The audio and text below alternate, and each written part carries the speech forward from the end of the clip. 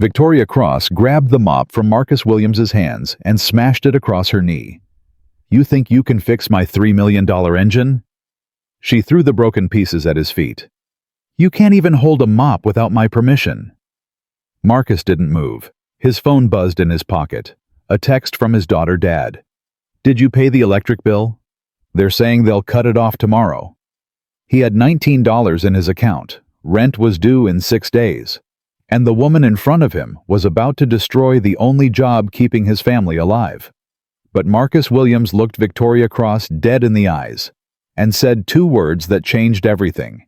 What happened next made 300 people forget how to breathe.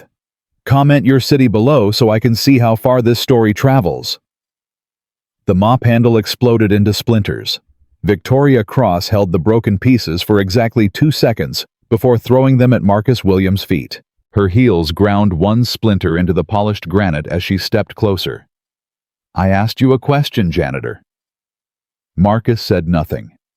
Behind the glass walls, 300 Crosstech employees had their phones raised. Recording. Waiting.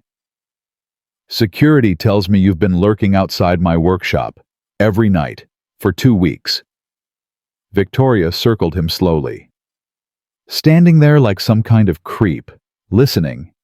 His phone buzzed again. "Dad. You there, Keisha? 17 years old. Senior year at Lincoln High. The only reason Marcus Williams got out of bed every morning."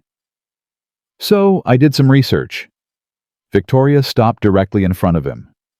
"Marcus Williams, 51 years old, night shift custodian. 3 years on my staff. No complaints, no commendations, no anything." She tilted her head. "Just a ghost pushing a mop through my building. But ghosts don't stop at workshop doors at 2 in the morning. Ghosts don't study blueprints through glass walls." Victoria leaned close enough that Marcus could smell her perfume. Something expensive. Something that cost more than his monthly grocery budget. "What exactly do you think you're doing?" The smart play was to apologize. Explain it was nothing. Promise to stay away and disappear back into invisibility. That was the safe play. The play that had kept him employed for 3 years while he scraped together enough to keep Keisha in school, keep the lights on, keep food in the refrigerator. But something shifted inside him. Something that had been sleeping since Denise died. Since he sold the shop. Since he traded everything he'd built for a mop and a paycheck and the privilege of being ignored. "The engine," Marcus said. "I can hear what's wrong with it." Victoria blinked. "Excuse me."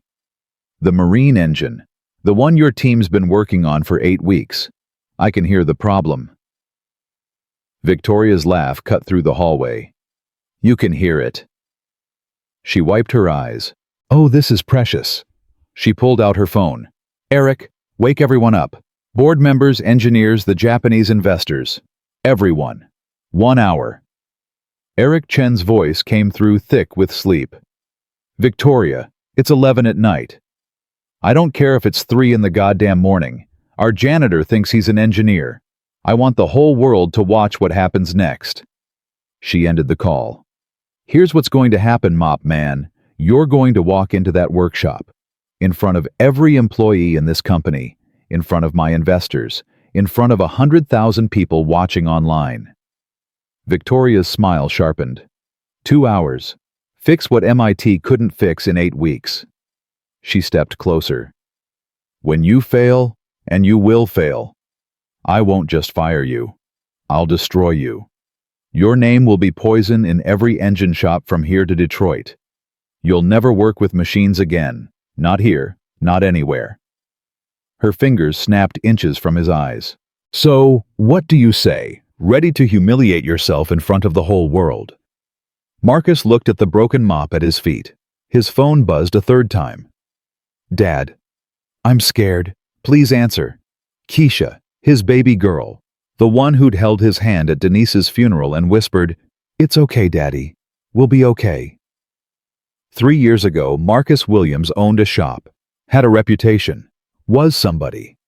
Now he was $19 away from his daughter sitting in the dark. "Start the clock." The words came out quiet, certain. Victoria's confidence flickered. She'd expected begging, tears, a man crumbling under pressure he couldn't handle. Not this.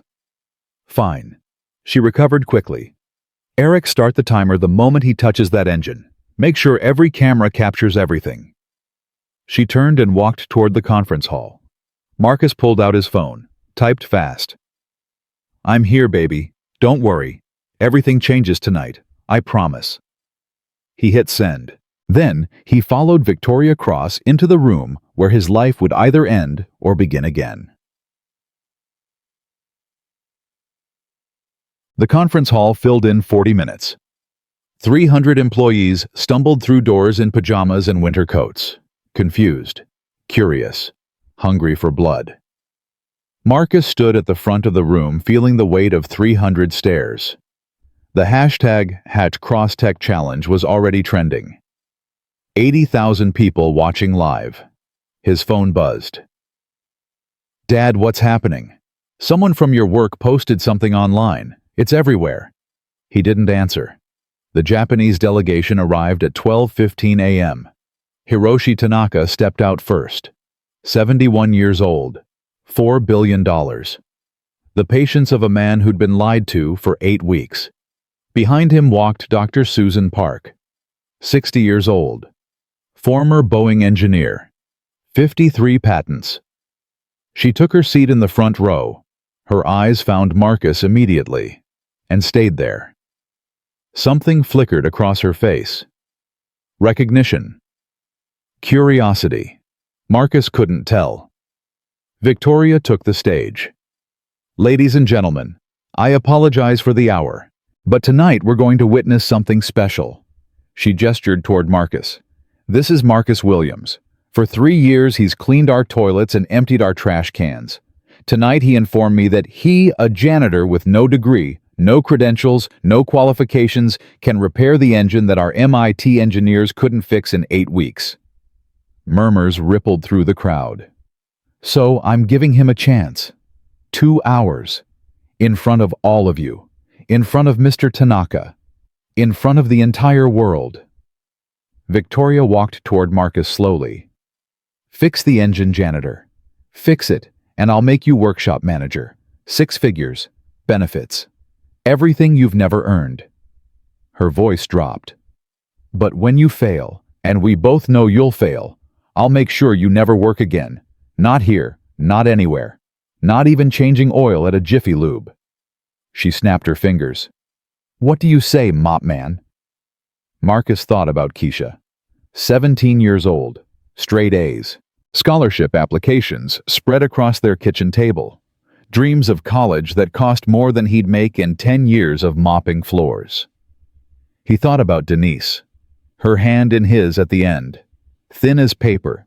Cold as winter. Promise me you won't give up. He'd promised. Promise me you'll remember who you are. He'd promised that too. Promise me you'll take care of our baby. That promise had kept him alive for 3 years. Start the clock.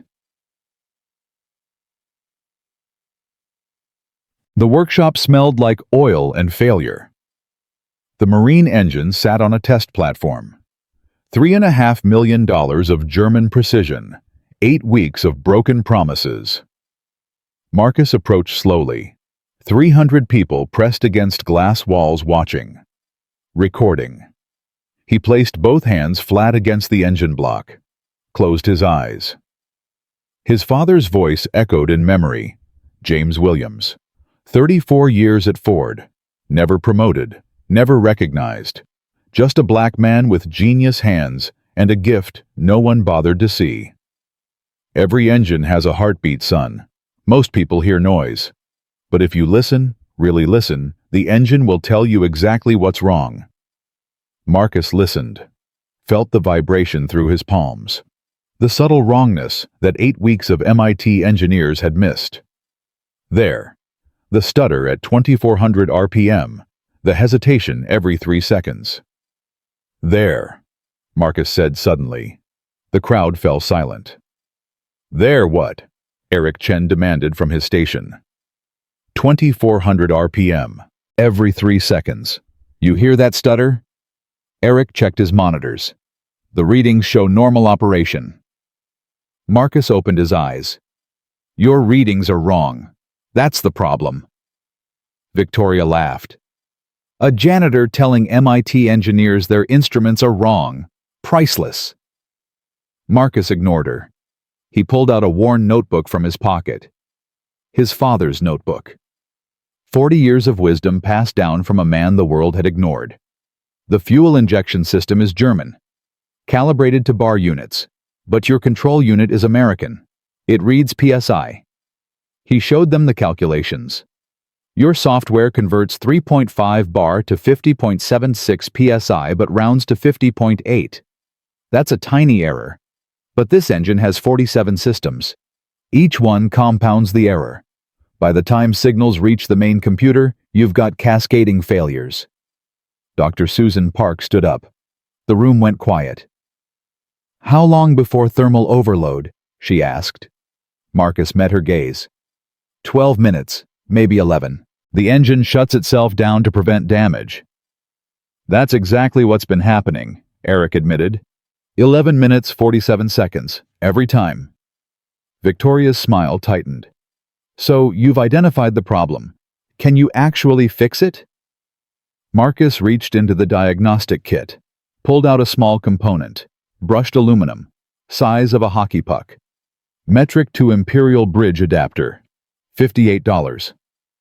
Silence. You're telling me, Victoria's voice cracked, that a $58 part could have solved a problem that's cost $3 million. Marcus looked at her. Complicated problems don't always need complicated answers. Sometimes you just need to help two systems understand each other. He paused. My father taught me that. 34 years at Ford. Never got promoted. Never got credit. Just did the work and hoped someone would notice. Dr. Park's eyes widened. Marcus saw it. Filed it away.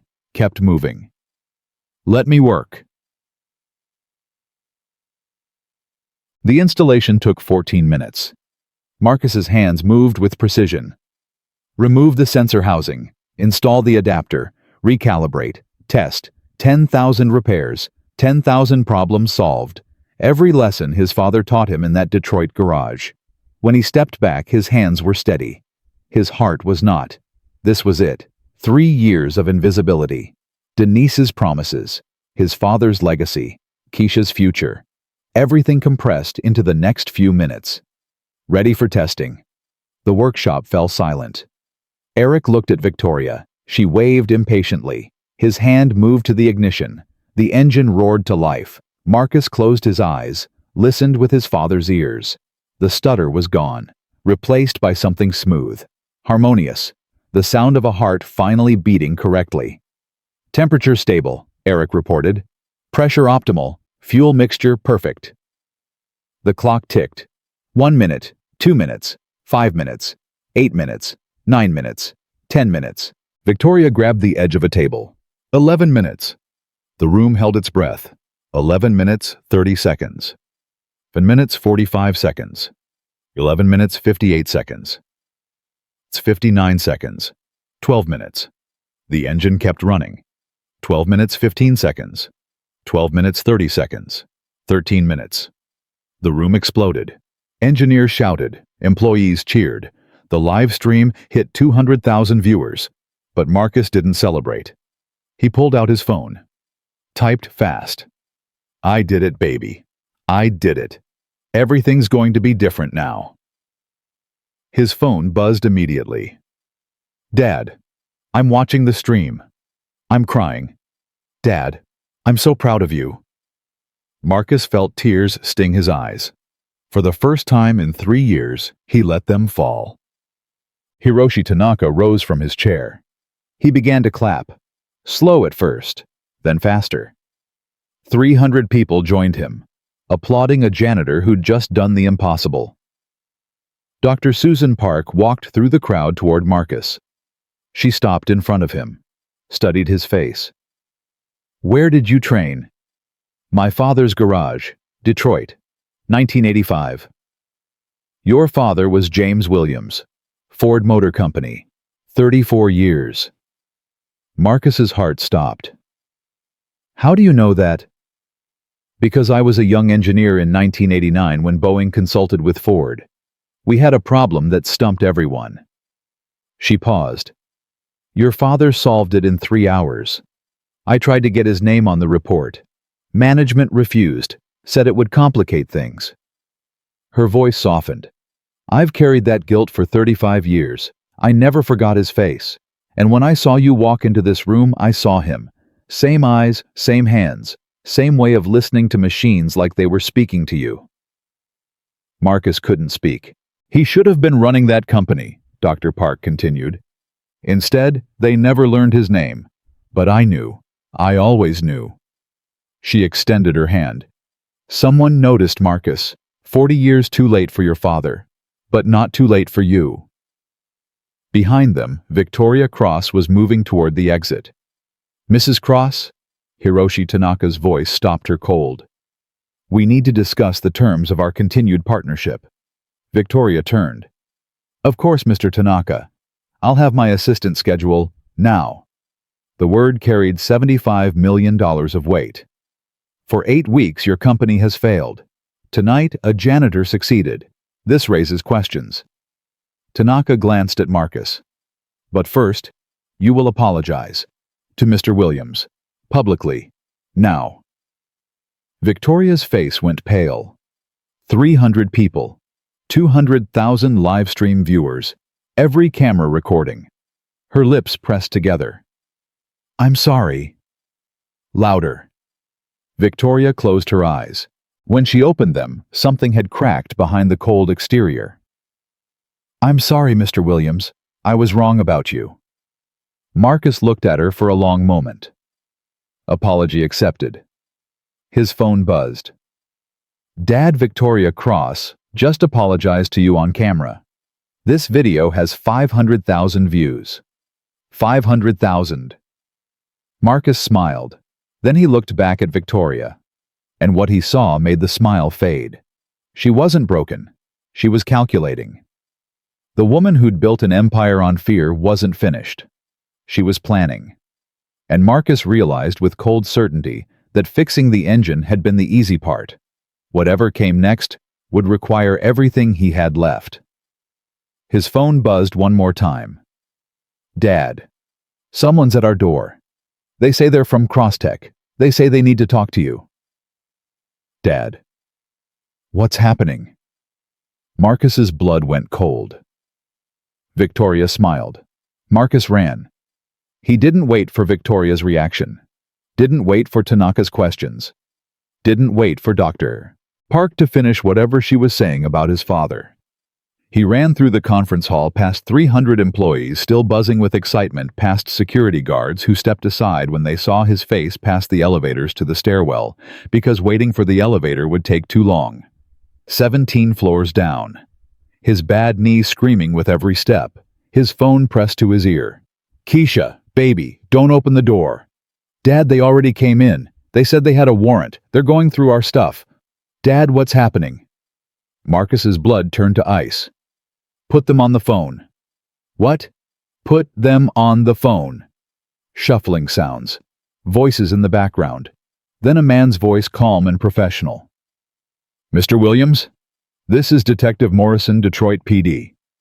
We have a warrant to search your residence in connection with corporate espionage at Crosstech Industries. Marcus stopped on the 12th floor landing. His lungs burned. His heart pounded. Corporate espionage. I'm a janitor. I mop floors. Sir, we have evidence that you've been accessing restricted areas and photographing proprietary information. We need you to come to the station for questioning. Marcus's mind raced. The notebook.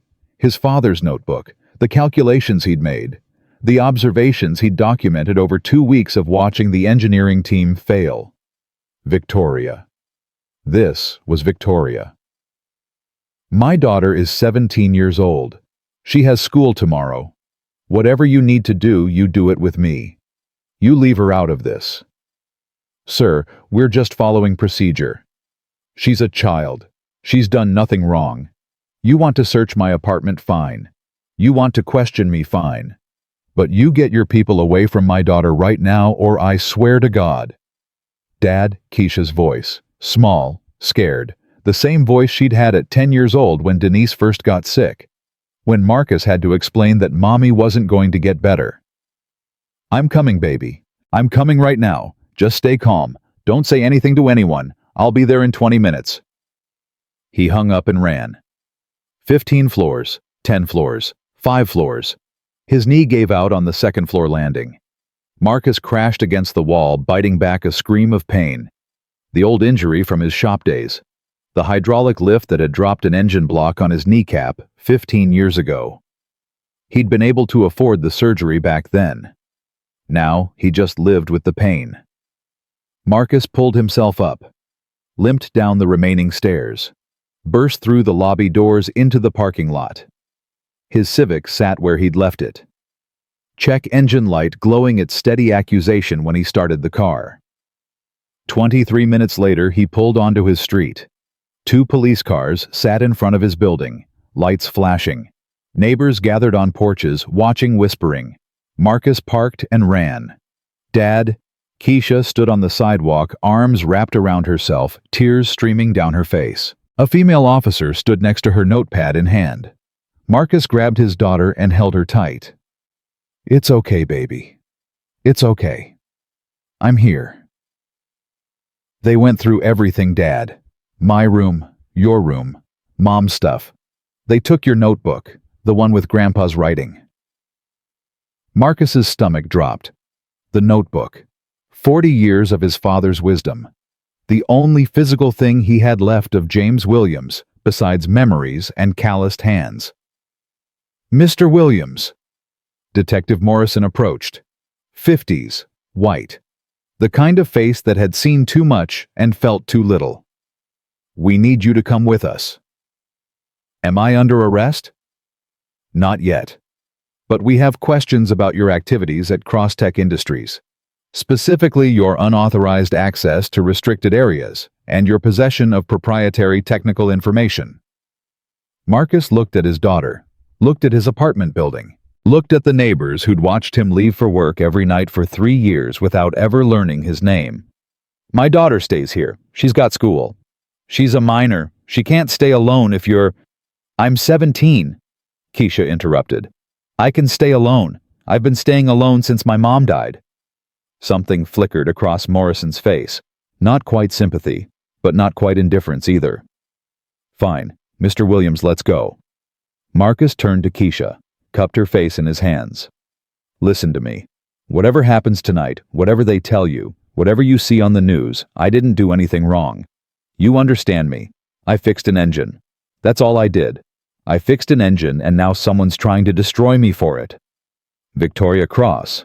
Yes. Keisha's eyes hardened, the same look Denise used to get when someone tried to push her around. Then we fight back. Marcus almost smiled. That's my girl. He kissed her forehead and followed Detective Morrison to the police car. The ride to the station took 18 minutes. Marcus spent every second of it thinking about Victoria's smile, the calculation behind her eyes, the way she'd watched him leave the conference hall like a predator watching prey walk into a trap. She'd planned this. While he was fixing her engine, while 300 people were cheering, while Hiroshi Tanaka was forcing her to apologize, Victoria Cross had been planning his destruction. The police station smelled like coffee and desperation. Morrison led Marcus to an interrogation room, bare walls, metal table, 2 chairs. Sit. Marcus sat. You want a lawyer? Do I need one? Morrison opened a folder, spread photographs across the table. Marcus saw himself, outside the R&D lab, studying blueprints through glass walls, writing in his notebook. These were taken over the past 2 weeks. Crosstech Security flagged your behavior as suspicious and began documenting it. I'm a janitor. I clean that floor every night. Janitors don't stop and stare at engineering schematics for 30 minutes. Janitors don't take notes on proprietary engine designs. Janitors don't... I was trying to help. Morrison leaned back. Help. The engine. I could hear something was wrong. I've been working with engines my whole life. My father taught me how to listen to them. So I listened. I documented what I heard. I figured out the problem. And you shared this information with Crosstech's competitors. What? No. I shared it with Crosstech. Tonight, I fixed the engine. In front of 300 people. In front of Japanese investors worth $75 million. I fixed it. Morrison's expression didn't change. We have a statement from Victoria Cross alleging that you've been photographing proprietary information and transmitting it to unknown parties. We have your notebook containing detailed technical specifications of Crosstech's marine engine project. We have surveillance footage of you accessing restricted areas. I have a maintenance key card. I'm supposed to clean those areas. You're supposed to clean them, not study them, not document them, not solve engineering problems that aren't your job to solve. Marcus felt the walls closing in. This was how it worked. This was how people like Victoria destroyed people like him. Not with fists or guns or direct confrontation.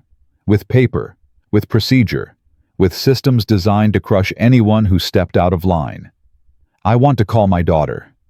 You can call after we're done. I want to call her now. Morrison studied him for a long moment, then slid his phone across the table. Marcus dialed. Keisha picked up on the first ring. Dad? I'm okay, baby. They're asking questions about tonight. About the engine. Dad, it's all over the internet. The video has 2 million views. Everyone's calling you a hero. Everyone except Victoria Cross. She released a statement. Says you stole company secrets. Says you've been selling information to competitors. Says you manipulated the engine situation to cover your tracks. Marcus closed his eyes. 2 million views. 2 million people who'd watched him triumph. And now, Victoria was rewriting the story. Turning the hero into the villain. Turning his moment of redemption into evidence of crime. Dad, what do we do? I don't know, baby. I don't know. Fight back. The voice wasn't Keisha's. It was Denise's. Clear as the day she'd died. Clear as the promises she'd made him swear. Promise me you won't give up. Promise me you'll remember who you are. Promise me you'll take care of our baby. Dad. I'm here. Listen to me. There's a number in my phone. Dr. Susan Park. She was at Crosstech tonight. She knew your grandfather. She might be able to help. Grandpa, how did she? I'll explain later. Just call her. Tell her what's happening. Tell her Marcus Williams needs help. Okay, Dad. I love you. I love you too, baby. More than anything. He hung up and slid the phone back to Morrison. Ready to continue? No, but I don't have a choice, do I? Morrison almost smiled. No, you don't. The questioning lasted 4 hours. The same questions over and over. Where did you get the technical knowledge? Who have you been communicating with? Why were you studying the engine? How did you know how to fix it? Marcus told the truth every time. My father taught me. No one. Because I could hear it was broken. Because I've been fixing engines for 30 years. But truth didn't matter in that room. Evidence mattered. Narrative mattered. And Victoria Cross had spent 8 weeks building a narrative while Marcus had spent 8 weeks mopping floors. At 4:47 a.m., Morrison's phone rang. He stepped out of the room. Came back 2 minutes later with an expression Marcus couldn't read. You're free to go. Marcus blinked. What? Someone posted your bail. I didn't know I was being charged. You weren't. But someone wanted to make sure you could leave. Morrison opened the door. Mr. Williams, word of advice. Whatever war you've started with Victoria Cross, end it. Fast. Before she ends you. Marcus walked out of the police station into cold morning air. A black sedan waited at the curb. The back door opened. Dr. Susan Park looked out at him. Get in. Marcus got in. The sedan pulled away from the station. Dr. Park sat across from him, tablet in her lap phone pressed to her ear. Yes, I have him. We're on our way now. Make sure Tanaka is ready. She hung up. Your daughter called me. Remarkable young woman. Sounded just like her grandmother. You knew my mother. I knew of her. Your father talked about her once. Said she was the strongest person he'd ever met. Said she taught him that fighting wasn't about winning. It was about refusing to stay down. Marcus felt something crack in his chest. His mother had died when he was 23. Heart attack. Same as his father would die 16 years later. Both of them gone before 60. Both of them worn down by a world that took everything and gave nothing back. Where are we going? Crosstech. Tanaka called an emergency board meeting. Victoria is trying to convince them that you're a corporate spy who sabotaged the Nakamura project. Sabotaged, I fixed it. I know. But Victoria has evidence. Fabricated evidence. Emails from your account to competitor addresses. Financial records showing payments to offshore accounts. Security footage edited to show you in places you've never been. Marcus's head spun.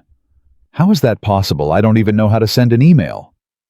Victoria Cross has been running corporate sabotage operations for 15 years. This is what she does. When she can't win, she destroys.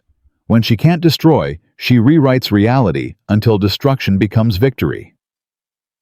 Dr. Park leaned forward. But she made a mistake tonight. What mistake? She humiliated you in front of Hiroshi Tanaka. And Tanaka doesn't forget. He's spent the last 6 hours having his team audit every piece of evidence Victoria submitted. The emails were sent from IP addresses in Singapore while you were mopping floors in Detroit. The financial records reference bank accounts that don't exist. The security footage has editing artifacts that a first-year film student could spot. Marcus exhaled. So I'm clear. You're clear of the criminal charges. But Victoria isn't done. The board meeting in 30 minutes will determine whether she keeps her position or loses everything. If she wins, she'll spend the rest of her life making sure you never work again. If she loses everything. Yes. Marcus looked out the window. Detroit passing by. The city where his father had worked 34 years. The city where Marcus had built a shop and a reputation and a life. The city where Denise had died and where Keisha was waiting for him to come home. What do you need me to do? Dr. Park handed him the tablet. Tell your story. All of it. Not just tonight. Everything. Your father. Your shop. Your wife. Everything that brought you to that workshop floor. Why? Because Victoria Cross is going to tell the board that you're a criminal. A fraud. A nobody who got lucky and is now trying to extort a billion-dollar company. Dr. Park's eyes met his. You need to tell them who you really are. The Crosstech boardroom was nothing like the workshop. Leather chairs around a polished table. Screens on every wall. 12 board members in suits that cost more than Marcus's annual salary. Victoria sat at the head of the table. Composed. Professional. The mask firmly back in place. Hiroshi Tanaka sat opposite her, his translator beside him, his patience visibly exhausted. Dr. Park led Marcus to a chair near the door. Not at the table, not quite part of the discussion, but present, visible, impossible to ignore. Victoria's eyes found him immediately. Something flickered behind them. Surprise, anger, fear. Then the mask reassembled. I see Dr. Park has brought our janitor to the meeting. How appropriate. Tanaka didn't react. Begin, Mrs. Cross. The board is waiting. Victoria stood, activated a screen behind her. Images appeared. The photographs from the police station, the fabricated emails, the edited footage. Ladies and gentlemen, what you witnessed last night was not a miracle. It was the final act of a carefully orchestrated sabotage operation. She pointed at Marcus. This man, Marcus Williams, has spent the past 2 weeks accessing restricted areas, photographing proprietary information, and transmitting it to Crosstech's competitors. The engine failure that plagued our Nakamura project was not an engineering problem. It was deliberate sabotage designed to humiliate this company and drive away our investors. Board members shifted uncomfortably. Mr. Williams then solved the problem he himself had created. A classic extortion play. Make the victim desperate, then offer salvation at a price. Victoria's voice hardened. I recommend immediate termination of Mr. Williams' filing of criminal charges and a full security audit of all Crosstech facilities. She sat down. Tanaka said nothing. The silence stretched. Mr. Williams. Everyone turned. Tanaka was looking directly at Marcus. You have been accused of serious crimes. Do you wish to respond? Marcus stood slowly. His knee ached. His eyes burned from no sleep. His heart pounded so hard he could feel it in his throat. Yes, sir. I do. He walked to the front of the room, stood where Victoria had stood, faced 12 people who held his future in their hands. My name is Marcus Williams. I'm 51 years old. I've been a janitor at Crosstech for 3 years. He paused. But I wasn't always a janitor. Marcus pulled out his phone, found a photograph, held it up. This was my shop, Williams Engine Works, Detroit. I built it when I was 28 years old, spent 15 years growing it into one of the most respected diagnostic shops in the city. He swiped to another photograph. This is my father, James Williams, 34 years at Ford Motor Company, never promoted, never recognized. But he could diagnose any engine by sound alone. He taught me everything I know. He swiped again. This is my wife, Denise Williams, elementary school teacher, mother of our daughter Keisha. She died 3 years ago. Pancreatic cancer. Marcus's voice caught. The medical bills destroyed us. Insurance wouldn't cover the treatments. I sold the shop, sold our house, sold everything we'd built together. And when she died anyway, I was left with nothing. No money, no business, no hope. He put the phone away. I took this job because it was the only job that would hire me. A bankrupt former business owner with a sick wife and a teenage daughter. Nobody wanted to take a chance on me, except Crosstech. They needed someone to mop floors at night. I needed a paycheck. Marcus looked at Victoria. For 3 years, I've been invisible. I've watched engineers walk past me without seeing my face. I've heard executives discuss confidential projects like I wasn't standing 5 feet away. I've cleaned toilets and emptied trash cans and told myself that survival was enough, that staying small was staying safe. He turned back to the board. 2 weeks ago, I heard the engine, the marine engine, the one Mrs. Cross says I sabotaged. I heard it struggling. Heard the stutter at 2400 RPM. Heard the cascade failure building toward thermal overload. I knew what was wrong. I knew how to fix it. But I didn't say anything. Because who would listen to a janitor? Who would believe that a man with a mop could solve what MIT engineers couldn't crack? Marcus straightened. Last night, Mrs. Cross forced my hand. She humiliated me in front of 300 people. Challenged me to fix the engine or lose everything. He met her eyes. So I fixed it, with a $58 part. With knowledge my father gave me 40 years ago.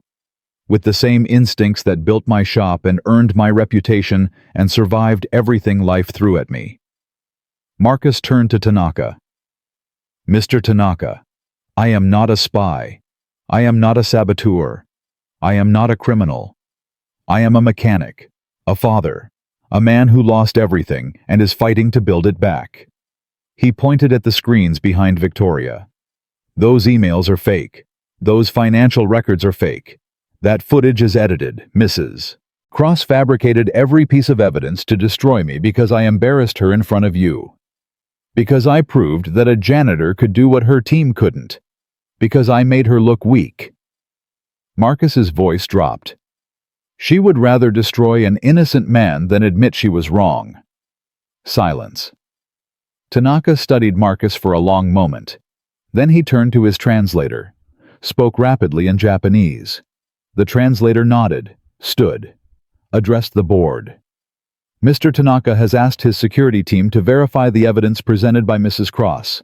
They have found significant irregularities. A screen activated. Technical data appeared. The emails allegedly sent by Mr. Williams originated from IP addresses in Singapore during hours when Mr. Williams was documented entering and exiting Crosstech facilities in Detroit. The financial records reference bank accounts with invalid routing numbers. The security footage contains editing artifacts consistent with AI manipulation.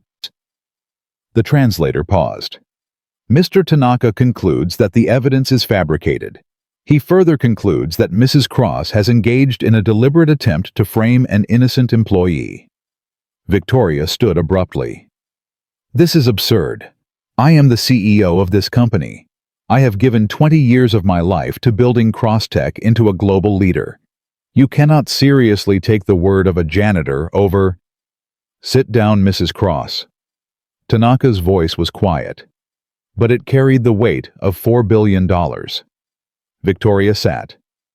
20 years ago, I invested in your vision because you promised integrity, excellence, innovation.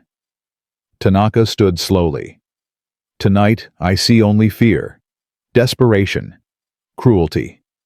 He walked toward Victoria. You humiliated a man who had done nothing wrong. You fabricated evidence to destroy him. You lied to this board, to your employees, to the world. He stopped in front of her. Why? Victoria's mask cracked. Because I earned this. I built this. I fought every day against men who told me I couldn't, I shouldn't, I wouldn't. I clawed my way to the top, while people like him... She pointed at Marcus. Were content to push mops and complain about how unfair life is. Her voice rose. I became what I had to become. A woman who couldn't be ignored. A woman who couldn't be dismissed. A woman who couldn't be destroyed. Tears appeared at the corners of her eyes. And now you're going to take it all away because a janitor got lucky. Tanaka was silent for a long moment. No, Mrs. Cross. We are going to take it away because you tried to destroy an innocent man. Because you lied. Because somewhere between fighting for respect and fighting for dominance, you lost what made you worth respecting. He turned to the board. I call for an immediate vote. All in favor of removing Victoria Cross as CEO of Crosstech Industries. 11 hands rose. Victoria looked around the room. At the people she'd hired, the company she'd built, the empire she'd spent 20 years creating, all of it slipping through her fingers. This isn't over, she whispered. Then she stood, gathered her things, and walked out of the boardroom without looking back. Marcus watched her go. Part of him expected to feel triumph, victory, the satisfaction of seeing his enemy destroyed. But all he felt was tired. Tanaka approached him. Mr. Williams, on behalf of Crosstech Industries, I apologize for what you have endured. Mrs. Cross's actions do not represent this company's values. Marcus nodded slowly. What happens now? Now. Tanaka almost smiled. Now we discuss your future. Marcus's phone buzzed. A text from Keisha. Dad. Victoria Cross just walked out of Crosstech. The whole thing is live. Everyone's watching. Did you win? Marcus looked at the boardroom. At the screens showing fabricated evidence. At the chair where Victoria had sat. At Dr. Park, who was watching him with something like pride. He typed back, I don't know, baby, but I'm still standing. That's all that matters. The boardroom emptied slowly. Board members filed out one by one, avoiding Marcus's eyes. Some looked ashamed. Others looked relieved. None of them stopped to shake his hand or offer congratulations. He was still the janitor. Still the man who'd mopped their floors for 3 years. The fact that he'd just brought down their CEO didn't change the fundamental calculus of how they saw him. Dr. Park touched his arm. Don't take it personally. They're processing. Give them time. Time to what? Remember, I'm a person. Time to adjust their understanding of who you are. Marcus almost laughed. I've been adjusting my whole life. My father adjusted for 34 years. How much time do people need? Dr. Park had no answer for that. Tanaka approached them. His translator had left. Whatever he wanted to say alone. Mr. Williams, walk with me. They left the boardroom and walked through halls Marcus knew intimately. Every corner, every closet, every bathroom he'd cleaned 1,000 times. But now he walked beside a billionaire. Now people stepped aside when they saw him coming. Now the same faces that had looked through him for 3 years suddenly couldn't stop staring. "You are uncomfortable," Tanaka observed. "Yes." "Good. Discomfort means growth. Comfort means stagnation." They reached the elevator. Tanaka pressed the button for the 38th floor. "I want to show you something." The elevator opened onto the R&D lab. The marine engine still sat on its test platform cables, attached monitors glowing green. Marcus approached it slowly, placed his hand on the engine block. Still warm, still running perfectly. 47 systems, Tanaka said. $3.5 million, 8 weeks of failure, 1 janitor, 14 minutes. He stood beside Marcus. "Do you know what I see when I look at this engine? A machine that finally works? No. I see waste. I see 8 weeks of brilliant engineers staring at screens instead of listening. I see $3 million spent on solutions that didn't address the problem. I see an entire company culture that values credentials over competence." Tanaka turned to face Marcus directly. "I also see opportunity." "What kind of opportunity?" "The kind that changes everything." Tanaka walked to a window overlooking Detroit. The sun was rising. Orange light spilling across a city that had seen better decades. 40 years ago, your father solved a problem that saved Boeing $12 million. They never learned his name. 34 years at Ford, and he retired without recognition, without advancement, without anyone acknowledging his genius. Marcus felt his throat tighten. "How do you know all this?" "Because I was there. 1989. I was a young executive visiting American partners. Your father walked into a room full of engineers who had spent 3 weeks failing. He listened to the engine for 40 seconds. Then he told them exactly what was wrong." Tanaka's voice softened. "I tried to hire him. Offered triple his Ford salary. A house in Tokyo. Full benefits. Everything he deserved. He said no. He said his family was in Detroit. Said he couldn't leave his son." Marcus closed his eyes. His father had never told him, had never mentioned the offer or the sacrifice or the choice he'd made. James Williams had given up everything, and he'd never said a word. "I made your father a promise that day," Tanaka continued. "I told him that if I ever met his son, I would give him the opportunity he deserved, the opportunity your father should have had." He turned back to Marcus. "I am keeping that promise now." "What are you offering?" "Chief Engineer, Crosstech's Advanced Diagnostic Division. You will build a team, hire who you want, train them your way, solve problems that other engineers can't crack." Marcus stared at him. "I don't have a degree." "Neither did your father. Neither did Henry Ford. Neither did Steve Jobs. Credentials are paper. Competence is real. I've been out of the industry for 3 years. Technology has changed. Technology changes every day. Wisdom doesn't. You have wisdom that cannot be taught. You have ears that hear what others miss. You have hands that understand machines the way musicians understand instruments." Tanaka's eyes held Marcus's. "I am not offering you charity, Mr. Williams. I am offering you a chance to become who you were always meant to be." Marcus looked at the engine, at the 38th floor lab, at a future he'd stopped believing in 3 years ago when Denise's hand went cold in his. "What's the salary?" $140,000 to start. Full benefits, stock options, and a signing bonus of $50,000. Marcus's legs almost gave out. $50,000. Enough to pay off his debts. Enough to fix Keisha's college fund. Enough to stop living paycheck to paycheck for the first time in 3 years. Why?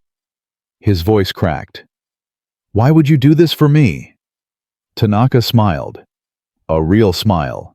The first Marcus had seen from him. Because I am 71 years old. I have $4 billion.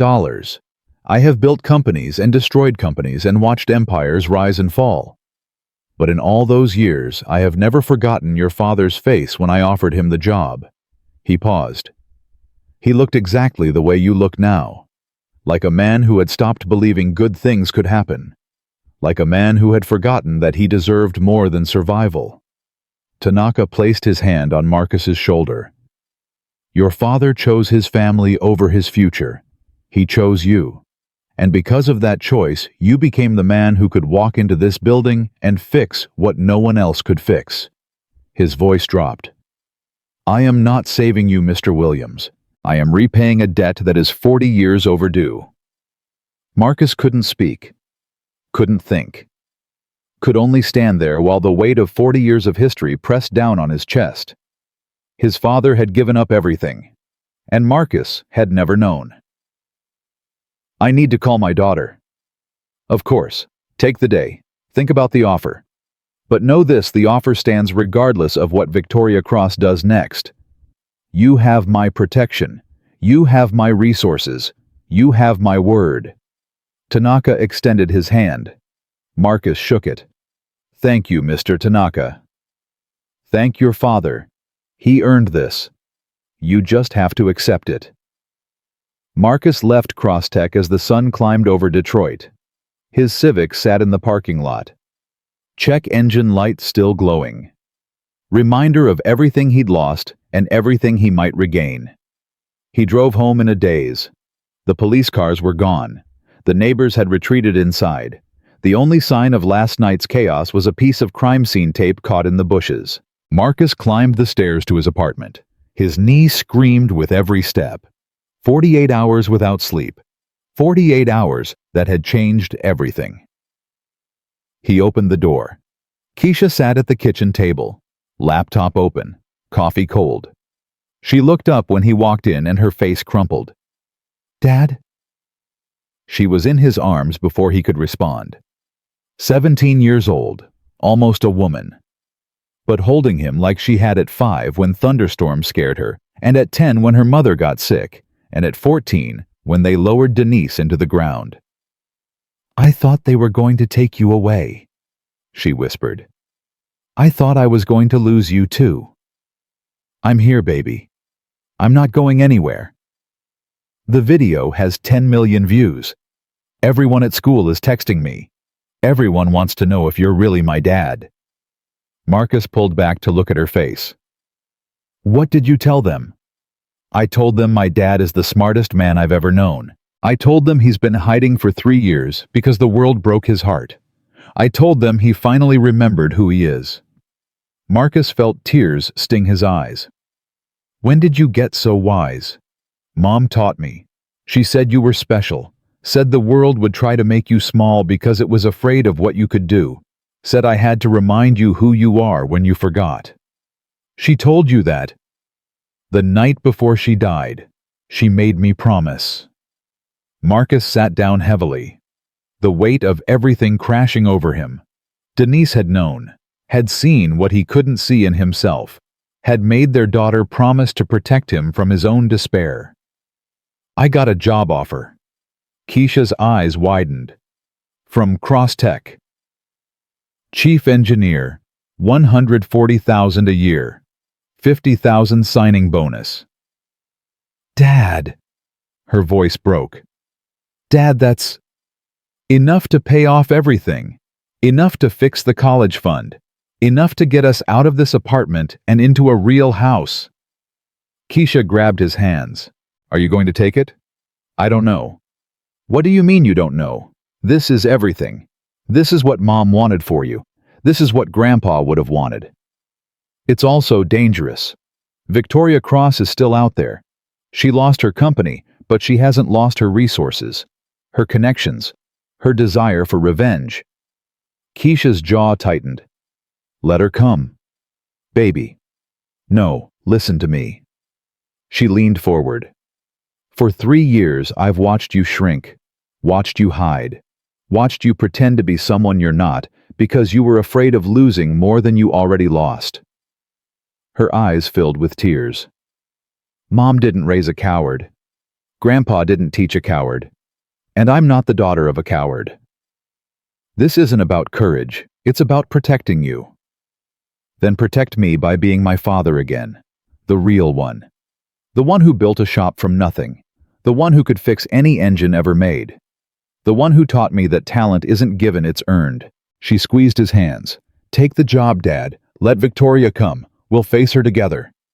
Marcus looked at his daughter, saw Denise in her eyes, saw his father in her jaw, saw generations of people who'd been knocked down and gotten back up and refused to stay small. "Okay. Okay. I'll take the job." Keisha threw her arms around him again. "I'm so proud of you."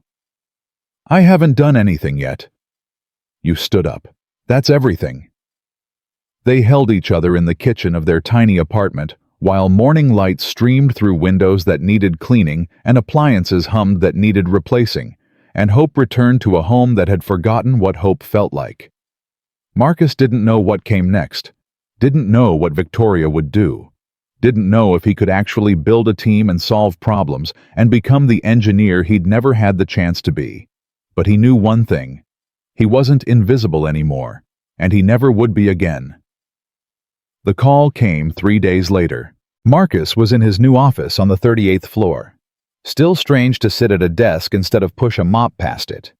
Still strange to have people knock before entering instead of walking past like he didn't exist. His phone buzzed. Unknown number. "Hello? Mr. Williams, this is Victoria Cross." Marcus's blood went cold. "How did you get this number?" "I have resources, Mr. Williams. Surely you've realized that by now." He could hear traffic in the background. She was calling from somewhere outside. "What do you want?" "To offer you advice. One professional to another." "You're not a professional anymore. You're unemployed." Victoria laughed. The sound sent ice down his spine. "Unemployed is temporary. Destroyed is permanent. I learned that distinction a long time ago." "Is that a threat?" "It's a fact. I've spent 20 years building relationships in this industry. Senators, CEOs, journalists, people who owe me favors. People who remember what I did for them before I became a cautionary tale." Her voice hardened. "You think you won because Tanaka took your side? You think a board vote changes anything? I have lawyers who will tie you up in litigation for years. I have contacts at every company you might want to work with. I have friends in places you don't even know exist. Then why call me? If you're so powerful, why bother talking?" Silence on the line. "Because I want you to know what's coming. I want you to understand that every good thing that happens to you from now on will be temporary. Every success will be undermined. Every relationship will be poisoned." Victoria's breath came faster. "You took everything from me. My company, my reputation, my legacy. So I'm going to take everything from you. Your job, your future, your daughter." Marcus's hand tightened on the phone. "Stay away from Keisha. She's 17, isn't she? Applying to colleges. Michigan, Northwestern, Stanford. Such a promising young woman. Such a shame if her applications were flagged for review. If you touch her." "I don't have to touch her. I just have to make phone calls. I just have to have conversations. I just have to remind certain admissions officers that they owe me favors." Marcus stood up. His chair crashed backward. "You come after my daughter, and I swear to God, you'll what? Go to the police. They already think you're a criminal. Go to the media. I have friends at every network. Go to Tanaka. He's 71 years old. He won't live forever." Victoria's voice dropped to a whisper. "You should have stayed invisible, Marcus. You should have kept pushing your mop and cashing your paycheck and letting people like me run the world." She paused. "This is war now, and in war, there are no rules." The line went dead. Marcus stood frozen in his office. Phone pressed to his ear. Heart pounding so hard he could feel it in his teeth. Victoria was coming for Keisha, his baby girl. The only thing he had left of Denise. The only reason he'd survived the last 3 years. He grabbed his jacket and ran. Keisha was at school. Lincoln High. 20 minutes away if traffic was light. Traffic was not light. Marcus weaved through cars, ran red lights, ignored horns blaring at him from every direction. His phone sat on the passenger seat, Keisha's number dialed, waiting for her to pick up. She didn't pick up. Voicemail. Again, and again, and again. Come on, baby. Come on. 15 minutes later, he pulled into Lincoln High's parking lot, jumped out of the car, ran toward the main entrance. Sir, you need to sign in. The security guard stepped in front of him. My daughter, Keisha Williams. I need to see her now. Sir, school policy requires all visitors to. My daughter might be in danger. Get her now. Something in Marcus's face made the guard step back. Wait here. 3 minutes. The longest 3 minutes of Marcus's life. Then Keisha appeared in the hallway. Confused. Unharmed. Alive. Dad? What are you doing here? Marcus grabbed her and held her tight. We need to go. Go? I have calculus in 10 minutes. Skip it. Dad, what's going on? He pulled back, looked at her face, made sure she was really okay. Victoria Cross called me. She threatened you. Keisha's expression didn't change. She's been threatening me for 2 days. Marcus's heart stopped. What? Emails, text messages, anonymous accounts, but I know it's her. She keeps saying she's going to destroy our family, that she's going to make sure I never get into college, that she's going to hurt you through me. Why didn't you tell me? Because I knew you'd do exactly this. Panic, pull me out of school, try to hide me somewhere. Keisha took his hands. Dad, I'm not Mom. I'm not fragile. I'm not going to break because some rich woman sends mean messages. She's not just some rich woman. She's dangerous. So are we. Marcus stared at his daughter. Keisha. No, listen to me. Her voice was steady, calm, the voice of someone who'd already thought this through. Victoria Cross thinks she can scare us because we're poor, because we're black, because we're nobody in her world. Keisha's jaw tightened. But she forgot something important. What? We've already lost everything. Mom is gone. The shop is gone. 3 years of our lives are gone. There's nothing left for her to take that would hurt more than what we've already survived. She squeezed his hands. So let her come. Let her send her lawyers and make her phone calls and threaten her threats. We're still standing.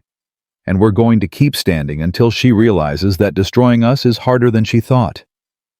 Marcus looked at his daughter. Really looked.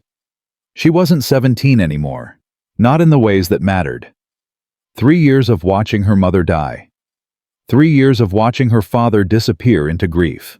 3 years of holding the family together with nothing but stubbornness and love. She'd grown up while he wasn't paying attention. When did you become the parent? Keisha almost smiled. When you needed me to be. Marcus pulled her close again.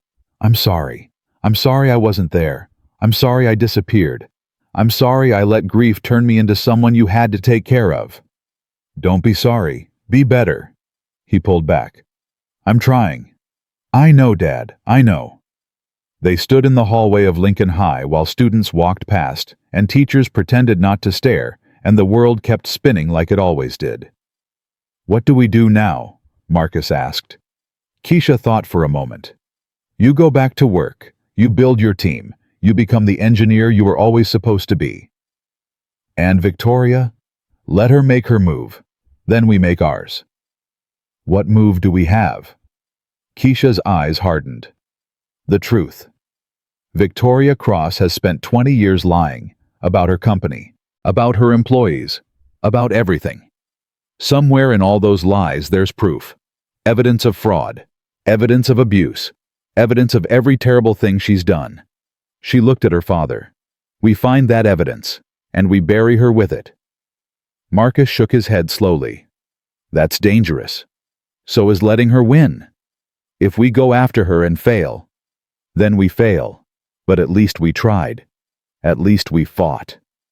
Keisha's voice rose. Dad, you spent 3 years hiding. 3 years being invisible. 3 years letting the world push you around because you were afraid. She grabbed his shoulders. I don't want to be afraid anymore. I want to fight. I want to win.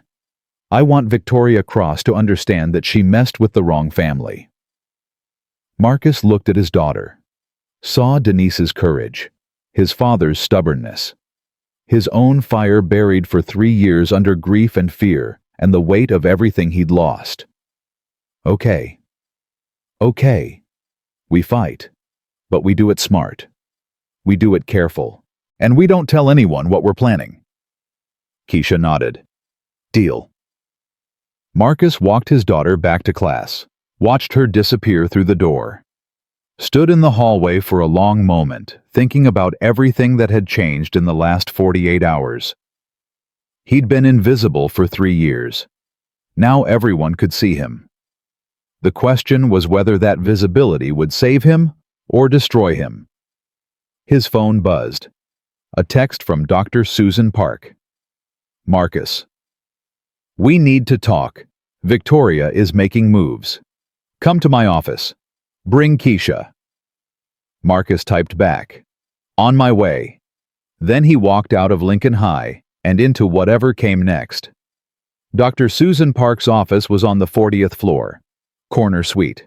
Windows overlooking downtown Detroit. The kind of space Marcus had cleaned 100 times, but never been invited to sit in. Now he sat across from Dr. Park, while Keisha stood by the window, arms crossed, watching the city below. Victoria filed a lawsuit this morning, Dr. Park said. She slid a document across the desk. Wrongful termination, defamation, breach of fiduciary duty. She's claiming that Tanaka and the board conspired to remove her based on false accusations from a disgruntled employee. Marcus picked up the document. 37 pages of legal language he couldn't fully understand. But he understood enough. She's saying, I lied. She's saying everyone lied. You, me, Tanaka, the entire board. She's positioning herself as the victim of a coordinated attack. Keisha turned from the window. Can she win? In court? Probably not. The evidence against her is overwhelming. But that's not the point. Dr. Park leaned back in her chair. Victoria doesn't need to win. She needs to drag this out, create uncertainty, make Crosstech look unstable to investors and partners. How long? Marcus asked. Years. 3 minimum. Maybe 5. And during that time she'll be deposing witnesses, subpoenaing documents, making life miserable for everyone involved, including me. Especially you. You're the centerpiece of her narrative. The criminal janitor who seduced the board into removing a brilliant CEO. Marcus's hands tightened on the document. I'm not a criminal. I know that. The board knows that. But Victoria has 20 years of media relationships. She's already doing interviews, spinning the story. By next week, half the country will believe you're a con artist who got lucky. Keisha crossed the room in 3 quick strides. Then we need to hit back, hard, before she controls the narrative completely. Dr. Park studied her for a long moment. What do you suggest? You said Victoria has been lying for 20 years. About her company, about her employees, about everything. Keisha's jaw tightened. Somewhere in all those lies there's evidence. Something she couldn't hide. Something that proves who she really is. We've looked. The board has been investigating for months. Victoria was careful. Any evidence that might have existed has been destroyed or hidden. Then we find what she couldn't destroy. Marcus looked at his daughter. Keisha. No, Dad. Listen. She turned to Dr. Park. Victoria's been at Crosstech for 20 years. She's fired hundreds of people, threatened hundreds more. Some of them must have stories, documents, recordings, something. Dr. Park was quiet for a moment. There is one person. Who? Eric Chen. Marcus felt his stomach drop. Eric Chen set me up. He led me into Victoria's trap. He's the reason I spent 4 hours in a police station. He was following orders. Victoria had leverage on him gambling debts she paid off 3 years ago. He's been her puppet ever since. And you think he'll help us now? I think he might want to. He came to my office this morning, early, before anyone else arrived. Dr. Park pulled out her phone. He left this. She pressed play. Eric Chen's voice filled the room, hushed and hurried. Dr. Park, this is Eric. I know what I did to Marcus was wrong. I know I helped Victoria try to destroy him. But I didn't have a choice. She owns me. Has owned me for 3 years. A pause. Heavy breathing. But she made a mistake. When she was building the case against Marcus, she got sloppy. Started keeping files on her personal server. Backup copies of everything she was fabricating. She thought they were secure, but I have the access codes. Another pause. I'm not brave enough to go to the police myself. She'd destroy me before I got to the front door. But if you want the evidence, if you want to end this, meet me at the old plant on Miller Road. Tonight. Midnight. Come alone. The recording ended. Silence. It's a trap, Marcus said immediately. Probably. Dr. Park agreed. Victoria's using Eric again. Same playbook. Get us somewhere isolated, then spring whatever she's planned. Also probable. So why are you showing us this? Dr. Park folded her hands on the desk. Because Eric Chen is a coward, but he's not evil. I've worked with him for 8 years. I've seen how Victoria treats him, how he flinches when she enters a room, how he stays late because he's afraid to go home to whatever guilt is waiting there. She met Marcus's eyes. If there's even a chance he's telling the truth, it's worth taking. Worth risking your life. Worth risking everything. Victoria Cross has hurt too many people. She's destroyed careers, families, lives. If Eric has evidence that can stop her permanently, then yes, it's worth the risk. Keisha stepped forward. I'm coming. Absolutely not. Marcus stood up so fast his chair skidded backward. You're 17. You're not going anywhere near this. Dad? No, this isn't a discussion. If this is a trap, if something goes wrong, I need to know you're safe.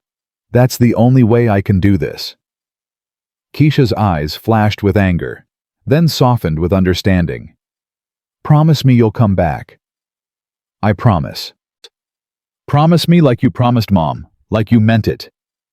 Marcus took his daughter's face in his hands. I promise you, Keisha Williams, I will come back.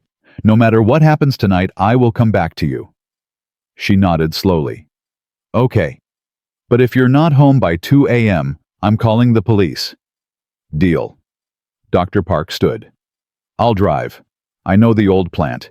It's been abandoned for 15 years, used to be an auto parts facility before the industry collapsed. You're not coming either, Marcus said. Like hell I'm not. Eric asked for me specifically.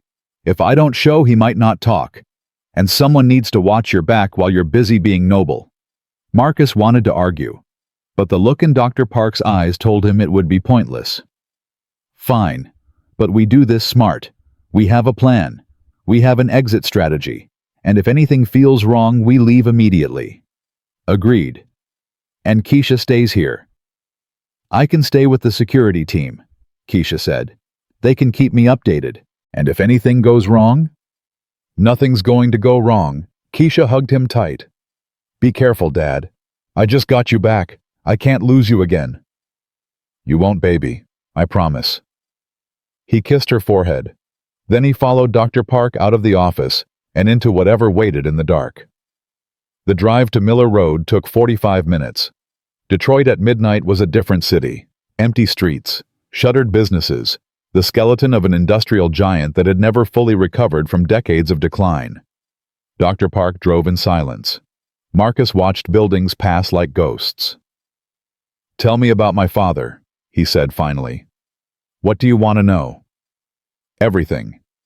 You said you met him in 1989, that he solved a problem in 3 hours. What else? Dr. Park was quiet for a long moment. He was the smartest person I ever met, and I've worked with Nobel laureates and NASA engineers and people who designed systems that went to Mars. She turned onto a darker road. But your father understood machines in a way that wasn't teachable. It was instinct, intuition. Like he could feel what engines needed before they knew they needed it. He taught me that. Said engines have heartbeats. Said you just have to listen. He was right. Most engineers look at machines as puzzles to be solved with math and analysis. Your father looked at them as living things that wanted to work correctly. He just had to help them figure out how. Marcus felt his throat tighten. Why didn't he take Tanaka's offer? Triple salary, house in Tokyo, everything he deserved. You know why? Because of me. Because of his family. You, your mother, the life he'd built in Detroit. Dr. Park glanced at him. He told me once that success meant nothing if you had to leave behind the people who made success worth having. He died in a garage, working on someone else's engine, alone. He died doing what he loved. That's more than most people get. He deserved better. Everyone deserves better. The question is whether we fight for it or accept what we're given. She pulled off the main road onto gravel. That's what you're doing now, Marcus. Fighting. Your father never had the chance. Victoria's giving you one. By trying to destroy me. By forcing you to become who you were always meant to be. Sometimes our enemies do us more favors than our friends. The old plant materialized from the darkness, massive, abandoned, windows broken, walls tagged with graffiti, the corpse of American manufacturing rotting slowly in the Michigan night. Dr. Park parked near the main entrance. Ready? No. Good. People who are ready get careless. They got out of the car. The night air was cold. Marcus could see his breath. Flashlights on, moving slowly. Every shadow a potential threat. Eric, Dr. Park called out. It's Susan. I got your message. Silence. They moved deeper into the plant, past rusted machinery, past conveyor belts that hadn't moved in 15 years, past the remnants of a world that had stopped existing long before Marcus started pushing a mop. Eric. A sound, metal on concrete, coming from the left. Marcus grabbed Dr. Park's arm. Wait. They listened. Nothing. Then, over here. Eric Chen's voice, weak, scared. They found him in what used to be an office. Sitting on the floor, back against the wall. Blood on his shirt. Eric. Dr. Park rushed forward. What happened? She knew. Eric's voice was barely a whisper. She knew I was going to talk. Had someone waiting for me when I got here. Marcus knelt beside him. The blood was coming from a wound in his side. Not deep enough to be immediately fatal. Deep enough to hurt like hell. Who did this? Doesn't matter. What matters is this. Eric pulled a flash drive from his pocket. Held it out with a shaking hand. Everything. Every file she ever created. Every email she ever sent. Every lie she ever told. Marcus took the flash drive. Why? After everything you did, after setting me up, why help us now? Eric laughed. A bitter sound that turned into a cough. Because I'm tired. Tired of being afraid. Tired of doing terrible things because someone has leverage on me. He looked at Dr. Park. When you solve the problem, when you fix the engine, when you make everything right, it feels like redemption. Like the universe is giving you a second chance. His eyes found Marcus. I want a second chance, even if it kills me. It's not going to kill you. Dr. Park was already on her phone. I'm calling an ambulance. No. Eric grabbed her wrist. If you call anyone, Victoria will know. She has people everywhere. Police, hospitals, everywhere. You need medical attention. I need to survive until morning. After that, after the world sees what's on that drive, she can't touch me anymore. Marcus looked at the flash drive in his hand. What's on here? Everything. 20 years of fraud, falsified safety reports, bribery, blackmail. 3 people who died in accidents that were covered up. Eric's voice cracked. I was there for all of it. I helped hide the bodies. I helped destroy the evidence. I did whatever she asked because I was too weak to say no. Tears streamed down his face. I'm not asking for forgiveness. I don't deserve it. But maybe if this ends her, maybe it counts for something. Marcus pocketed the flash drive. Can you walk? I think so. Then we're getting out of here. All of us. Now. They helped Eric to his feet. He groaned but stayed upright. Dr. Park took one side, Marcus the other. They started moving toward the exit.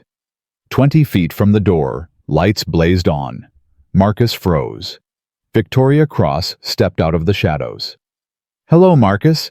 I was wondering when you'd show up. Behind her 3 men. Large, professional. The kind of people who hurt others for money. Victoria. Dr. Park's voice was steady. This is a mistake. The only mistake was trusting Eric to stay loyal. Victoria walked toward them slowly. I knew he'd crack eventually. Knew he'd try to be a hero. So I let him think he was being clever. Let him make copies. Let him arrange this little meeting.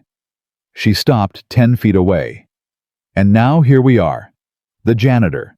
The retired engineer. The coward who finally found his conscience. She smiled. All together. All convenient. What do you want? Marcus asked. The same thing I've always wanted. To win. You lost. The board removed you. Tanaka took your company. It's over. Nothing is over until I say it's over. Victoria's voice hardened. I built Crosstech from nothing. Fought every day for 20 years. And you think a vote is going to stop me? You think a lawsuit is going to stop me? She stepped closer. I'm going to take back what's mine. I'm going to destroy everyone who betrayed me. And I'm going to start with you. She nodded to the men behind her. They moved forward. Marcus pushed Eric behind him. You don't have to do this, Victoria. Walk away. Start over. You have money connections, everything you need to build something new. I don't want something new. I want what's mine. It was never yours. You stole it, lied for it, destroyed people for it. That's how the world works, janitor. The strong take. The weak accept. I'm strong. You're weak. This ends the only way it was ever going to end. The men were 5 feet away now. Marcus calculated. 3 against 1. Bad odds. Worse if they had weapons. His knee was shot. He hadn't been in a fight in 20 years. But he'd made a promise to his daughter. And Marcus Williams kept his promises. You're wrong about something, Victoria. What's that? I'm not weak. He grabbed the nearest piece of machinery, a rusted wrench left on a bench, and swung it at the first man who reached him. Contact. The man went down. The second man tackled Marcus. They hit the concrete hard. Marcus felt his bad knee scream. Felt fists connecting with his ribs. Felt the world narrow to survival and violence and the desperate need to keep fighting. Dr. Park was yelling something. Eric was on the ground. Victoria was backing away, watching with cold satisfaction as her men did what she paid them to do. Marcus twisted, got a hand free, drove his thumb into his attacker's eye. The man screamed and rolled off him. The third man kicked Marcus in the ribs. Once, twice. Marcus curled into a ball, protecting his head, waiting for the next blow. It didn't come. Sirens. Blue and red lights flooding through the broken windows. Police! Nobody move! Victoria's face went white. That's impossible. I own the... You don't own me! Keisha's voice. Marcus looked up. His daughter stood in the doorway, phone in hand. Behind her, 4 police officers with weapons drawn. I tracked your phone, Dad. I know you said to stay put, but I also know you're too stubborn to call for help. Victoria was already running. One of her men tried to follow. An officer tackled him before he got 3 steps. "Stop her!" Marcus shouted. 2 officers broke off pursuit. They caught Victoria at the back exit. She struggled, screamed, threatened. None of it mattered. They put her in handcuffs. Marcus lay on the concrete ribs, screaming knee destroyed, watching the woman who'd tried to kill him get dragged away in restraints. Keisha knelt beside him. "You promised you'd come back." "I was working on it." "Working on it." She was crying and laughing at the same time. "You were getting your ass kicked." Language. "You almost died." "But I didn't. Because I saved you." Marcus reached up and touched his daughter's face. "You did. You absolutely did." Paramedics rushed in. Someone was helping Eric onto a stretcher. Dr. Park was talking to officers, pointing at Victoria, explaining what had happened. Marcus let them lift him onto a stretcher, let them check his ribs and his knee and the cuts on his face. But he never let go of Keisha's hand. "Is it over?" she asked. Marcus looked at the flash drive still in his pocket, at Victoria being loaded into a police car, at the abandoned plant that had almost become his grave. Almost, baby. Almost. The hospital kept Marcus overnight. 2 cracked ribs, torn ligaments in his knee, cuts and bruises that would heal in a few weeks. Nothing permanent. Nothing that would stop him from becoming who he was meant to be. Dr. Park visited at 7 a.m. She looked exhausted but triumphant. The flash drive checked out. Every file Eric described. 20 years of crimes, all documented, all admissible. What happens now? Victoria's being charged with assault, attempted murder, fraud, and about 15 other things the DA is still counting. She's not getting bail. Not this time. Marcus exhaled slowly. It's really over. The legal part is just beginning. But Victoria, she's done. The evidence is too overwhelming. The witnesses are too many. Whatever power she had, it's gone. She sat in the chair beside his bed. How do you feel? Like I got hit by a truck. That's the physical part. I mean, how do you feel? Marcus thought about it. Tired, relieved, scared. Scared? I've been fighting for 4 days straight. Fighting Victoria. Fighting the police. Fighting for my life. He looked at the ceiling. I don't know who I am when I'm not fighting. Dr. Park smiled. You're a father, an engineer, a man who hears what others can't hear. You're the son of James Williams, and the husband of Denise Williams, and the person who's going to honor their legacies by becoming everything they believed you could be. She stood. Get some rest. Tomorrow we start building. Building what? The future. Your future. A team of people like you, talented, overlooked, invisible, who deserve a chance to show the world what they can do. She walked toward the door. Your father gave up his dream for his family. Now you get to have both. Marcus watched her go. Then he closed his eyes and for the first time in 4 days let himself sleep. When he woke, Keisha was sitting beside his bed, reading a book, waiting. Hey, Dad. Hey, baby. How do you feel? Better. Still hurts, but better. Keisha put down her book. Victoria's lawyer already came by, tried to make a deal. DA told him to go to hell. Good. The video from last night is everywhere. Someone's phone caught Victoria ordering her guys to attack you. 10 million views and counting. That's a lot of views. You're famous now, Dad. The janitor who took down a CEO, the invisible man who refused to stay invisible. Marcus reached for his daughter's hand. I couldn't have done any of this without you. I know. I'm serious. When your mother died, I gave up. Lost myself. Became a ghost. You're the only reason I kept going. Keisha squeezed his hand. Mom made me promise. Promise what? That I'd never let you forget who you are. That I'd remind you every single day that you were special. That the world needed Marcus Williams even when Marcus Williams didn't believe it. Tears burned Marcus's eyes. She knew. She always knew. She said you were the strongest man she ever met. Said grief would try to break you, but that I had to keep you whole until you remembered how to be whole by yourself. Marcus pulled his daughter close, held her tight. I love you so much. I love you too, Dad. Now get better. We've got work to do. He laughed despite the pain. What kind of work? Keisha smiled. Building the future. Isn't that what Dr. Park said? Marcus looked at his daughter, at the woman she'd become, at the strength she'd found in the worst years of her life. Yeah, baby. That's exactly what she said. He closed his eyes again, and for the first time in 3 years, Marcus Williams dreamed about something other than loss. He dreamed about tomorrow. 6 months passed faster than Marcus expected. The trial came and went. Victoria Cross stood in a federal courtroom while prosecutors read 20 years of crimes into the record. Fraud, bribery, conspiracy. 3 counts of involuntary manslaughter for workers who died in accidents she'd covered up. Marcus testified for 2 days, told the whole story.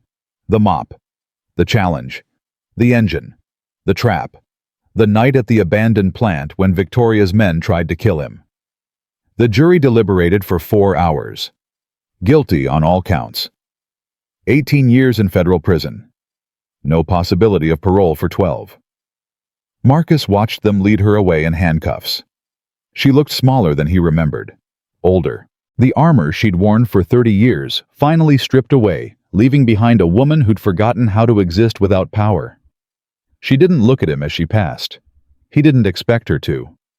Keisha squeezed his hand. It's over, Dad. Yeah, baby. It's really over. They walked out of the courthouse into spring sunshine. Reporters shouted questions. Cameras flashed. Marcus kept his head down and his daughter close and pushed through the crowd to the waiting car. Dr. Park sat in the driver's seat. How do you feel? Empty. I thought I'd feel satisfied, triumphant, something. You feel empty because revenge was never what you wanted. You wanted justice. Justice doesn't feel like victory. It feels like the absence of injustice. Marcus stared out the window as they pulled away from the courthouse. Is that supposed to make me feel better? It's supposed to make you understand. You didn't fight Victoria to destroy her. You fought her to protect your daughter, to honor your father, to become who you were meant to be. She glanced at him in the rearview mirror. The trial is over. Now the real work begins. The real work began the next morning. Marcus stood in the center of Crosstech's new Advanced Diagnostic Center. 40,000 square feet of equipment, computers, and testing facilities.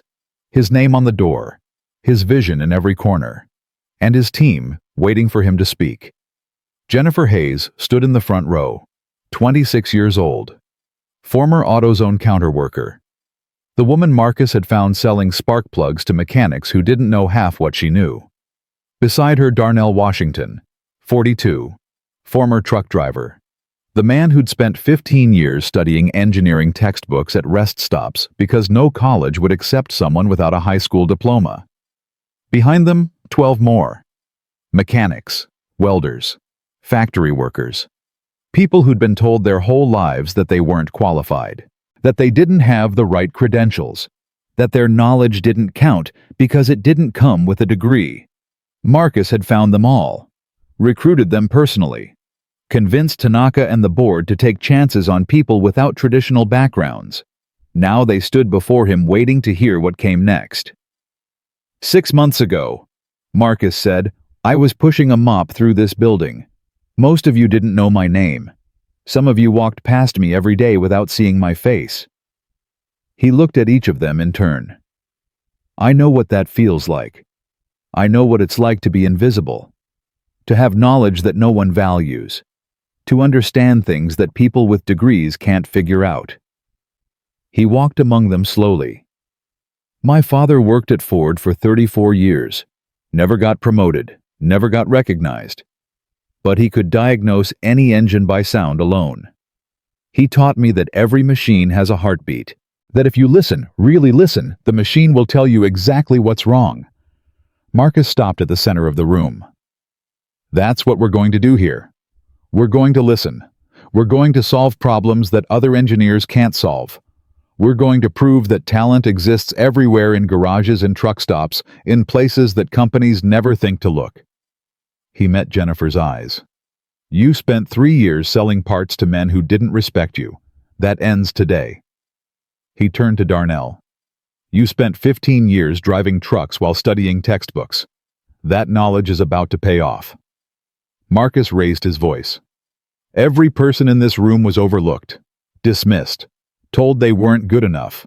But I see you. I see what you can do, and I'm going to make damn sure the world sees it too. He pulled out his father's notebook, held it up for everyone to see. This belonged to my father. 40 years of wisdom from a man who never got the recognition he deserved. His knowledge lives in these pages, and now it lives in all of you. Marcus opened the notebook to the first page. Lesson 1. Every engine has a heartbeat. Let me show you how to hear it. The months that followed were the hardest of Marcus's life. Not because of the work. The work was beautiful. Solving problems that had stumped other engineers. Training his team to hear what others couldn't hear. Watching people who'd been invisible their whole lives suddenly become essential. The hard part was learning to lead. Marcus had never managed anyone before. At his shop, he'd been a one-man operation. The best he'd ever done was supervise 2 part-time employees, who mostly stayed out of his way. Now he had 14 people depending on him. 14 careers. 14 families. 14 futures resting on his ability to guide them. He made mistakes, promoted someone too fast, criticized someone too harshly, forgot that being brilliant at engines didn't automatically make him brilliant at people. Keisha helped. She'd graduated from Lincoln High in May, top of her class, acceptance letters from Michigan, Northwestern, and Stanford, full scholarship offers from all 3, but she deferred for a year. I want to help, she said when Marcus tried to argue. I've watched you struggle with the business side of things. I've seen you stay up until 3 a.m. trying to figure out spreadsheets that would take me 20 minutes. You should be in college, building your future. My future can wait 1 year. Your future is happening right now.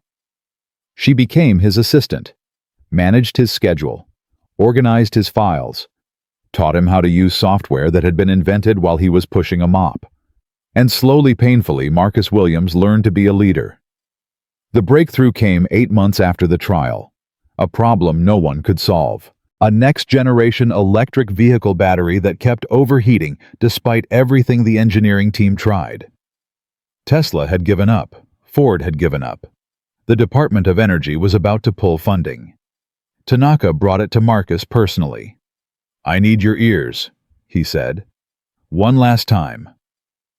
Marcus gathered his team, spent 3 days studying the battery design, listening to the hum of electrical systems, feeling the subtle vibrations that told him something was wrong. On the 4th day, he found it. There. He pointed to a component deep inside the battery housing. The thermal management system is fighting itself. 2 sensors calibrated to different standards.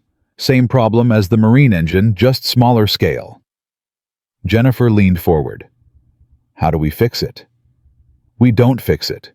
We replace the entire sensor array with a unified system, single calibration standard. No conflicts. Darnell ran the numbers.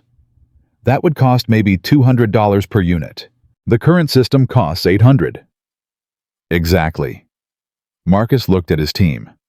Sometimes the most expensive solution isn't the best one. Sometimes you just need to listen. The fix worked. The Department of Energy renewed funding. Tesla called asking about licensing. Ford wanted to hire Marcus away at triple his salary. He said no. Crosstech gave me a chance when no one else would. He told Dr. Park. I'm not leaving for money. Most people would. I'm not most people. She smiled. No, you're definitely not. The first anniversary of the engine challenge came in March. Tanaka called a company-wide meeting. 300 employees gathered in the same conference hall, where Marcus had fixed the marine engine 1 year ago. But this time, Marcus wasn't standing at the front as a janitor. He stood beside Tanaka as chief engineer, his team behind him, his daughter in the front row. 1 year ago, Tanaka said, a man with a mop proved that talent exists everywhere, that credentials are paper but competence is real, that sometimes the person everyone overlooks is the person who sees most clearly. He turned to Marcus. Today, we honor that man, and we honor his father, whose wisdom made everything possible. A screen lit up behind them. The James Williams Memorial Fund. $100 million over 5 years. Scholarships for non-traditional students pursuing engineering degrees. Training programs for mechanics, factory workers, and anyone else with talent that traditional systems refuse to recognize. Marcus felt his throat tighten. I didn't know about this. That was the point. Tanaka smiled. Your father gave up his dreams for his family. This fund ensures that no one else has to make that choice. The applause started slowly, then grew. 300 people on their feet cheering for a man who'd been invisible for 3 years and a fund named for a man who'd been invisible for 34. Marcus looked at the screen. At his father's name in letters 3 feet tall, James Williams, finally recognized, finally honored, finally seen. Keisha appeared beside him, took his hand. He would have been proud, Dad. I hope so. I know so. This is everything he wanted, not for himself, for people like him, for people like us. Marcus squeezed her hand. Thank you. For what? For not letting me give up, for reminding me who I am, for keeping the promise you made to your mother. Keisha's eyes glistened. I told you, some promises are worth keeping. The fund launched in April. 3,000 applications in the first month. Mechanics from Alabama, welders from Ohio, truck drivers from California. People who'd spent their whole lives being told they weren't qualified finally getting a chance to prove otherwise. Marcus read every application personally, looked for the spark, the hunger. The same thing he'd seen in Jennifer and Darnell and everyone else on his team. The first class of 50 fellows started in September. Marcus taught the first session himself. My name is Marcus Williams. 2 years ago, I was a janitor. Before that, I owned a shop. Before that, I was a kid in Detroit, learning from my father how to listen to engines. He held up the notebook. This is what my father left me. 40 years of wisdom. But I'm not going to read it to you. I'm going to teach you how to build your own. He walked among them. 50 people from 50 different backgrounds, all of them nervous, all of them wondering if they belonged. Everyone in this room has been told they're not good enough, that they don't have the right education, the right credentials, the right background. Marcus stopped in the center of the room. That ends today. Here you're not judged by where you came from. You're judged by what you can do. And I believe every single one of you can do extraordinary things. He met each of their eyes. Now let me teach you how to prove it. 2 years after the engine challenge, Keisha graduated from Stanford. Summa cum laude. Computer science with a minor in business. Job offers from Google, Apple, and every tech company that mattered. She said no to all of them. I want to come home, she told Marcus on graduation day. I want to help build what you're building. You should have your own career, your own path. This is my path. I've known it since the night I saved your life in that plant. She took his hands. The James Williams Fund isn't just about scholarships. It's about changing how companies find talent, about proving that the best people aren't always in the obvious places. Her eyes lit up. I want to scale it. Take what you've built at CrossTech and spread it everywhere. Every company, every industry, every country that's wasting human potential because they're looking in the wrong places. Marcus studied his daughter. 22 years old. Stanford degree. Every door in the world open to her, and she wanted to come home. Your mother would be so proud of you. She'd be proud of both of us. Marcus pulled her close. Welcome to the team. The third anniversary brought an unexpected visitor.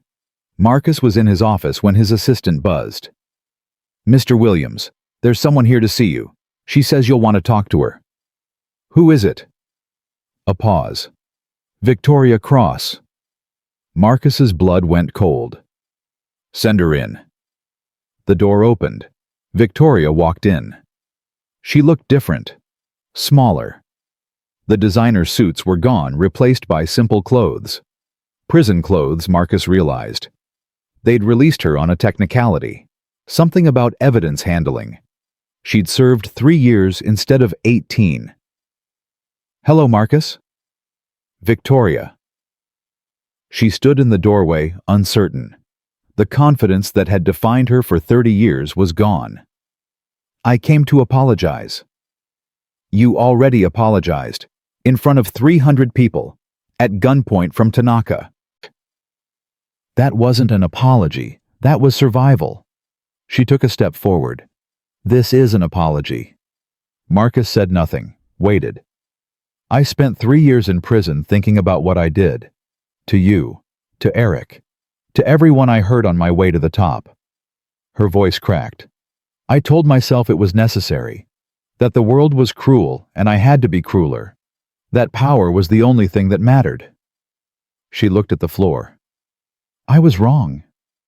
Why are you telling me this?" "Because you're the one I hurt most. And because I need you to know that I understand now. What you have, your team, your fund, your legacy, that's real. What I had was just fear dressed up as success." Victoria met his eyes. "I'm not asking for forgiveness. I don't deserve it. I'm just asking you to know that I see it now. I see what you built. And I'm grateful that someone finally showed me what building actually looks like." Marcus studied her for a long moment. The woman who had tried to destroy him, who had threatened his daughter, who had sent men to kill him in an abandoned plant. Now standing in his office, broken and honest for maybe the first time in her life. "What are you going to do now?" "I don't know. Start over, I guess. Somewhere no one knows my name." "That won't be easy." "Nothing worth doing is easy. You taught me that." Marcus stood, walked around his desk, stopped in front of Victoria. "The fund accepts applications from everyone, including people with criminal records, including people who need second chances." Victoria stared at him. "You can't be serious." "I'm completely serious. You have 20 years of business experience. You understand how companies work, how deals get made, how talent gets overlooked. You could be useful. After everything I did to you." "My father used to say that holding grudges is like drinking poison and expecting the other person to die." Marcus's voice softened. "I'm not offering you friendship. I'm not offering you trust. I'm offering you a chance to earn redemption." He met her eyes. "What you do with it is up to you." Victoria was silent for a long moment. Then slowly, tears began streaming down her face.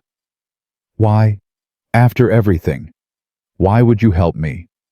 "Because my wife believed in second chances. Because my father believed in seeing potential where others saw nothing. Because I spent 3 years being invisible, and I know what it feels like to need someone to see you." Marcus walked back to his desk. "The application is online. Fill it out like everyone else. If you're selected, you'll work harder than you've ever worked in your life. And if you prove yourself, maybe someday we'll talk about forgiveness." Victoria wiped her eyes. "Thank you." "Don't thank me yet. Thank me when you've earned it." She nodded slowly, turned to leave, stopped at the door. "For what it's worth, Marcus, you were right. About everything. About talent, about credentials, about who deserves chances." She looked back at him. "Your father would be proud." Then she was gone. Marcus sat alone in his office for a long time, thinking about the strange paths that brought people together and tore them apart. Then he opened his father's notebook and got back to work. 5 years after the engine challenge, Marcus stood in a different conference hall. The White House, East Room, 200 people in formal attire. The president approached the podium. "Ladies and gentlemen, It is my honor to present the Presidential Medal of Freedom to Marcus Williams, whose work has transformed how America discovers and develops talent. Marcus walked to the podium on legs that felt like they belonged to someone else. Keisha sat in the front row, Dr. Park beside her. The 50 original fellows from the fund, Jennifer and Darnell and everyone else who'd been part of the journey. The president draped the medal around his neck. Marcus Williams didn't just fix an engine. He fixed a broken system. He proved that genius exists in garages and truck stops in places we never think to look. And through the James Williams Fund, he's given thousands of people the chance his father never had. The president shook his hand. On behalf of a grateful nation, thank you. Applause filled the room. Marcus looked out at the faces, at his daughter crying, at his team cheering, at a room full of people who finally understood what his father had known 50 years ago. Every engine has a heartbeat. Every person has potential. You just have to listen. The reception afterward was a blur of handshakes and congratulations. Keisha found him near the back of the room staring out a window at the White House lawn. You okay, Dad? Just thinking. About what? About your mother. About your grandfather. About all the people who got me here. Keisha stood beside him. They're here. You know that, right? They're watching. You think so? I know so. Mom always said that love doesn't end when people die. It just changes form. Marcus put his arm around his daughter. When did you get so wise? I learned from the best. They stood together watching the sun set over Washington.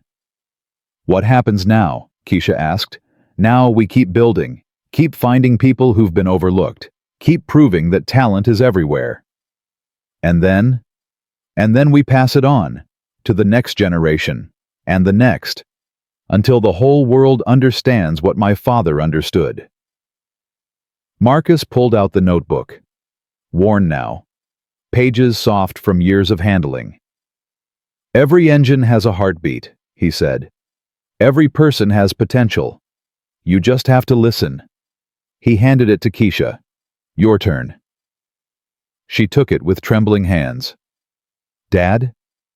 I've taught you everything I know, everything my father taught me.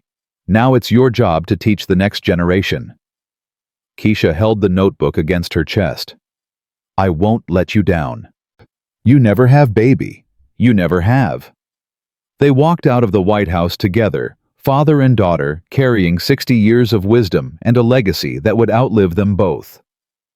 Outside, the evening air was warm. The world was quiet. And for the first time since Denise died, Marcus Williams felt truly at peace. He thought about his father working 34 years without recognition. He thought about his wife fighting cancer with everything she had. He thought about his daughter, who'd kept him alive when he'd forgotten how to live. And he understood finally what all of it had been for. Not the medal, not the money, not the recognition, the legacy. The knowledge passed from father to son to daughter to 1,000 people who would pass it to 1,000 more. That was immortality. That was what mattered. That was everything. Marcus Williams had been invisible for 3 years. Now, the whole world could see him. But the greatest thing he'd ever done wasn't becoming visible. It was helping others be seen. And that legacy would live forever.